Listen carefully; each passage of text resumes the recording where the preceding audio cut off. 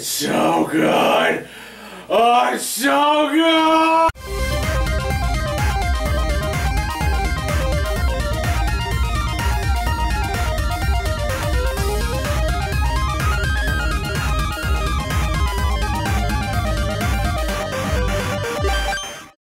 It's here. It's finally here. One of the most anticipated games ever announced, probably on par with last year's Kingdom Hearts 3. And this holds a special place in my heart because Final Fantasy VII on PlayStation 1 was the very first Final Fantasy game I ever played, and it's what got me into the franchise. So I was really excited when this was announced. And don't worry, this was not actually down my pants. In fact, I'm not even wearing pants. I know I made a rant about the remake being in multiple parts, and I forgot what I said in it. Nor do I care. It's probably irrelevant due to information being released between the time of release and back when it was announced. Ever since that tech demo was shown for the PlayStation 3 of Cloud jumping off the train, people have been wanting a remake. Even before that, during the PlayStation 2 days, the idea of a remake was tossed around, and Squeenix would make excuses as to why they weren't working on a remake. One of them being that they were waiting for a Final Fantasy that either sold as well as 7 or received as well as 7, I don't remember. But anything they said regarding the Final Fantasy VII Remake just seemed like an excuse because they turned out 2 sequels to Final Fantasy XIII, which was not a well-received game among the fans, and is often considered to be the worst of the Final Fantasy games, usually sharing that title with Final Fantasy VIII or X or X-2. Now granted, I haven't played those 3, and I could never bring myself to finish 13 because it was so boring. I'm actually hoping for a remake of Final Fantasy VI done in this way, because that one I haven't played and it's usually tied with 7 as the best Final Fantasy game among the fans. The game looks amazing. Everything looks pretty realistic and the style stays true to the original source material. I'm looking at these set pieces and I say to myself, yeah, this is Midgar. I'm actually traveling through Midgar, not along a bunch of static 2D images. All of the music are beautiful renditions of the originals, although the boss music doesn't seem to pop up as much as it should. When I fought Abzu in the sewers, I got a generic battle music, not the boss music. In fact, I think the original boss music called Fight On only shows up with the Airbuster. And a lot of the old boss fights, they kind of have their own music, and a lot of the new bosses also have their own special music. And also the voice acting is just amazing. It's perfect. The lip syncing is done really well for the important scenes, which is good, because sometimes bad lip syncing can kind of take you out of the game. But each character sounds perfect. Every voice actor is the perfect fit for those characters. When it comes to gameplay, it's an action RPG. Very much like Final Fantasy XV. In fact, this is a more complicated version of Final Fantasy XV when it comes to how it works. Square and triangle use up your generic attacks and you'll use those to fill up your ATB bars, of which you get 2. There are some abilities and materia that can give you more, but only temporarily. They fill up over time slowly, but you have to attack to fill them up. And when it's filled, you have 3 options: abilities, spells, or items. Abilities are generally physical attacks. But there are materia that give you more abilities like Assess, which is the same thing as Scan from the old game, or Steal. And also, these attacks can miss. I've missed plenty an enemy with Cloud's Braver, which is no longer a limit break. In fact, quite a few of the limit breaks have been changed over to these abilities. Spells allow you to use magic materia, either offensive, curative, or defensive, and these will consume MP. And sadly, you are not given a lot of MP. Even Aerith, who is the mage type of character and has the largest MP pool, can and will run out. I would understand if magic was insanely overpowered, but it's not. Especially when taking into account to how the enemies are done, which I'll explain in a minute. And finally, items is pretty self-explanatory. It allows you to use items. And you'll probably mostly be using restorative ones.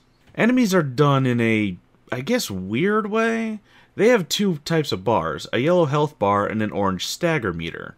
Your normal attacks will only chip away at the enemy's health, but it also fills their stagger meter. Certain attacks can cause pressure, where the enemy will be stunned for a bit, allowing you to wail on them. And when that stagger meter is filled, the enemy will become staggered, meaning that they're stunned and they will also take 160% more damage until the meter runs out. And this is where I don't get why the game is so stingy with MP. You can assess an enemy, see their weaknesses, and exploit them, like mechanical enemies being weak to lightning. Perfectly fine. Most of the mechanical enemies can be downed with a single use of a thunder spell that costs 5 MP. Cool. But then you'll find an enemy that's weak to ice, so you cast Blizzard. Not a scratch. So you cast the next powerful Blizzard spell. A little bit more damage, but in both cases, you cause a little bit more damage, and maybe the stagger meter fills more noticeably. Maybe you might put them into a pressure state, but that's about it. Sometimes you can wail on them with your regular attacks or abilities, and they'll go down much faster than if you're using their elemental weaknesses. Granted, some enemies have a switch between physical and magical attack strategy, and that's fine. I'm excluding those. For example, there's drakes that are in the slums. They have a weakness to wind-based magic. The base arrow spell doesn't do much. Okay, fine. And hey, you might not even have the wind materia, because at that point when you run into drakes, it's really early in the game, and depending on what you're doing and how you're doing it, you might have missed that specific materia, but it is kinda fairly difficult to miss it. But at least it's something you could always go back and grab. But let's talk about the drakes when climbing the Sector 7 plate, because there are drakes there, and you should have the wind materia by this point. If you don't, that's on you. The base arrow spell does almost nothing. The next arrow spell does a pretty good chunk of damage, and the most powerful arrow spell almost destroys them. But I can go to like 95% of the machine enemies, cast the base thunder, and destroy them in one shot. It's just weird that I could follow the strategy to the letter for some enemies, but still struggle with them, while with others I can utterly decimate them by following their strategy. But I've accepted that some enemies just require some brute force to go down, which I'm fine with. Using Cloud and Tifa's basic attacks are really fun. It's possible it's just me not understanding something, but some things just aren't explained that well, like some of the new materia. One, for example, being Synergy. It has a terrible explanation, and even some online guides have no idea what it did. Or getting other items like books to give you a boost in weapon point customization, as some are only available in hard mode. Or maybe the perfect example of the game not really explaining things is the Rufus boss fight. You basically have to wait for the dog to do a certain attack, and you have to have Cloud counter in his Punisher stance. But once I did that, the dog never wanted to do that attack again, so I sat there going, okay, now what am I doing wrong? I felt like, did I need to be at a certain position, a certain distance? I wasn't 100% positive because that fight went on way longer than it should have for me. And it's all because of that dog. And finally, why I don't understand why MP is so limited is that the enemies have massive health pools, like in the thousands of hit points. Now, none of that is a criticism. I actually enjoy that aspect of RPGs, and especially JRPGs. I always believe that if you're lost in an RPG, you're playing it correctly. I like that feeling of not exactly knowing what I'm doing in an RPG, because that's part of the experience. It's part of the adventure. Also, your ATB attacks can be interrupted as well. I've mostly had this happen with magic, because there's a few seconds of cast time, and if you get hit at the right moment, the spell will not go off and you will lose the MP and ATB bar. I can say that happened to me maybe twice, as after the first time I was very careful afterwards. Limit breaks do not carry over to other battles, so if you fill up the bar all the way and want to take it into a boss fight, you can't. It's a use it or lose it situation. But if a character is defeated, their limit bar does not reset, so you can revive them and then use it right away. Summoning works similar, but only appears during boss fights, at least for me. And it appears at certain times too. I've seen the summon bar appear at the beginning, middle, and end of boss fights. When the summon bar appears, you'll see it fill up, and when it's filled, you can summon only one creature, and it will fight alongside you until the bar runs out or the fight is over. You'll get a new ATB action called Summon Ability, which will allow you to use a summon attack. This is ripe for abuse, as you could get up to 6 summoned attacks if all party members have full ATB bars. Using a limit break or summoning a creature does not require any ATB bars to activate because they have their own separate ones. You control only one character at a time during battle, but you can freely switch between them. Cloud fills up his ATB pretty quickly, and Barrett fills up the slowest, and his gun is pretty much a pea shooter, but he can charge it up for an attack for larger amounts of damage. Tifa's ATB fills up the fastest out of all the other characters. Aerith seems to fill up faster than Cloud, but not as fast as Tifa.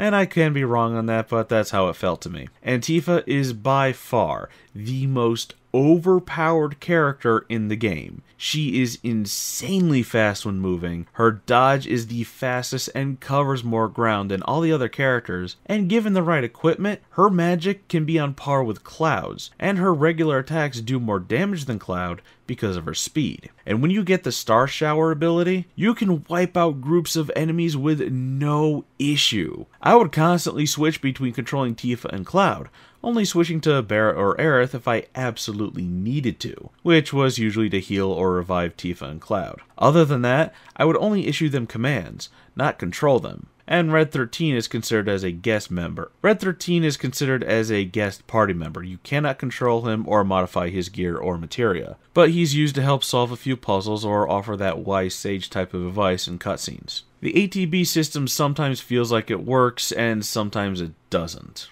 As long as you're keeping everyone topped off on their HP and MP, it works really great. But if an enemy stun locks you, or you dodged into an enemy attack that you didn't see, or something KOs a party member, the ATB system feels like it works overtime just to finish you off. Because now you have to have the other characters fill up their ATB bars, revive the fallen character, and then heal them. And if there's just 2 characters in your party, now one of them has to pull double duty. It's panic inducing, and you'll be dancing around the area, running and dodging as your ATB slowly fills up on its own because the character you're playing as has low health as well, because the fight is starting to get overwhelming, or just didn't go your way, or you're low on supplies, or just weren't prepared. However, it's not bad because it can be really thrilling in climactic battles. And a lot of these battles feel epic, even against some of the trash enemies. At the start of every battle, the ATB system for the computer-controlled characters is slow. I've seen them either walk around the area, guarding when nothing is attacking, but after taking control of them and filling up their ATB bars and using their abilities and then going back to the other characters, I would notice them being more active in battle. I question if this was done deliberately so it encourages the player to switch between characters and not just choose one.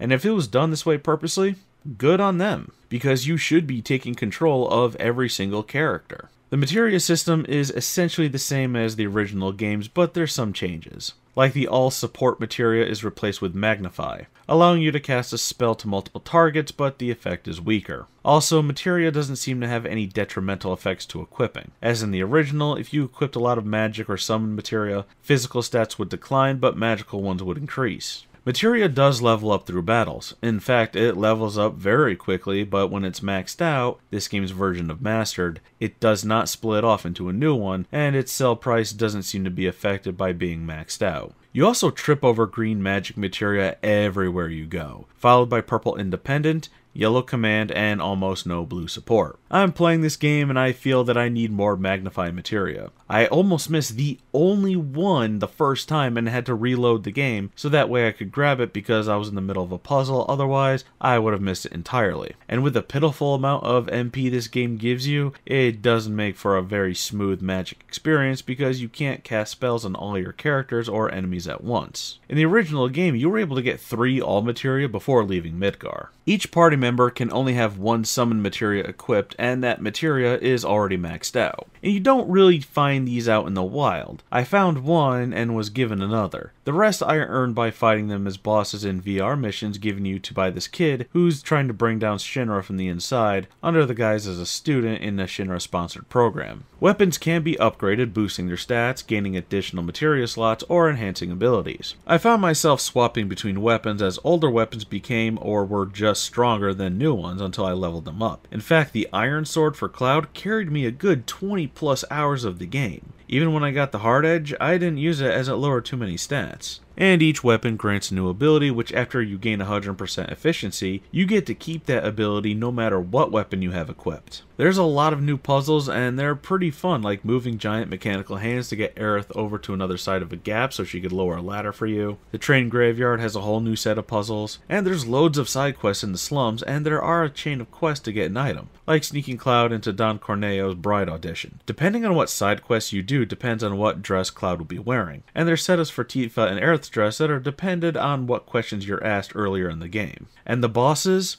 all of them. Every single one of them is fun and epic. I love the motorball boss fight, which takes place entirely on the motorcycle. I'm not sure if it's my favorite, but it's the one that sticks out to me the most. And I'd like to talk about the new bosses, but I think I want to avoid spoiling that. As for the story, it doesn't follow the original exactly. There are certain key events that play out exactly like they did in the original game, like the Mako Reactor 1 and 5 bombings and the Sector 7 plate falling are all the same, with a lot of added details. Climbing up the Sector 7 plate after it falls and rescuing Aerith are the same in spirit, but different in what happens and is also more detailed. But they did include the option of taking the elevator or using the stairs in the Shinra building, and I, of course, used the stairs. You run up all 59 floors, and it's even more amusing than the original. It is very much a way more robust story, and there's a lot of newly added things. There's some twist to it, but it does follow the Midgar storyline mostly in spirit. There's way more development on the characters like Biggs, Wedge, and Jesse, with Jesse getting the most development out of the three. And I don't think I'm spoiling anything here because we've all seen the memes when that demo came out, unless you were living under a rock. But Jessie does not hide her feelings for Cloud. She lays it on thick, like triple fudge brownie thick. Barrett isn't just a loud, boisterous character. He's very charismatic and not at all abusive like he was in the original. He's a much better character than before. Tifa feels almost the same, but has more to work with the added story elements. I found Aerith to be kind of annoying, as she acts rather childish, but is actually a good foil to Cloud. Red 13 has a very good dry wit to him, which I found amusing. And I really like Cloud's portrayal, where it's obvious that he's a dork but is trying to act like he's too cool for the room. And it's Aerith that breaks through Cloud's Mr. Cool persona that he puts on. As for difficulty, I didn't have that much of a hard time on normal difficulty. I think I saw the game over screen maybe 5 times. 2 of them were on a boss fight, as its mechanics were rather complex for its placement in the game, which was fairly early. The other 2 times were an optional side quest with cheap enemies that kept spamming stunlock moves. Even when a character would get stunlocked or take a lot of rapid fire damage, while slightly annoying, except for that one optional side quest I just mentioned, it wasn't that big of a deal because I usually healed them right after or during with another character. I loved every single boss fight. Each boss fight felt epic, even the optional ones felt great to fight, and all the bosses were fun. But boss AI is a bit exploitable, as bosses will tend to go after the player-controlled character more than the computer-controlled ones. So rapidly switching between characters tends to confuse the boss, like switching from Cloud to Tifa and having Tifa run to the other side of the arena, and the boss will follow, then switching back to Cloud to cast some magic.